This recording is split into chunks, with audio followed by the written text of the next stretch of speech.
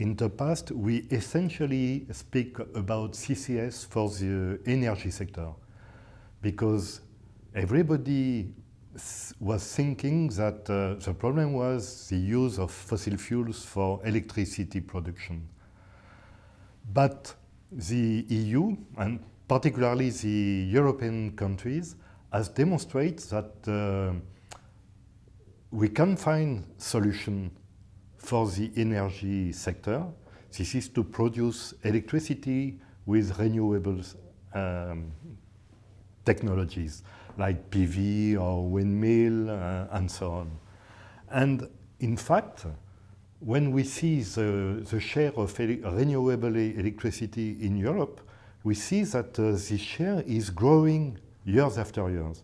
For example, Denmark, who was previously using coal for electricity production, is now producing electricity by windmill for 40% of their needs. It's enormous. And Germany has, during one day, used 100% of electricity coming from renewables. So it demonstrates that clearly the energy sector or the electricity sector can find solutions to replace fossil fuels. And it's not the same case for the industry, because for many industries who are carbon intensive, they cannot replace the fossil fuels because they need carbon in the process itself. For example, when you produce cement, you are not emitting CO2 from the fossil fuels energy. You need to produce clinker. It's only because when you want to produce clinker, you need to break the different molecules of carbonates. And this process produces naturally CO2. So this 60% of this CO2 is coming from the process and not from the energy needed to produce this clinker. So in this case, we have no choice. And the only solution for this industry sector to decrease the amount of CO2 they are emitted is to use CCS. So this is the reason why we are convinced that if we want to reach the different targets that have been defined for Europe or for each countries in which we are living, this is to deploy the CCS at first for the industry.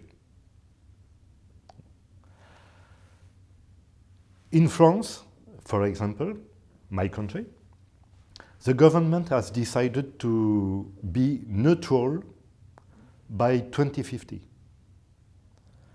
To be neutral, that is to say that you will not emit more CO2 than the normal natural sink of CO2 could be absorbed CO2.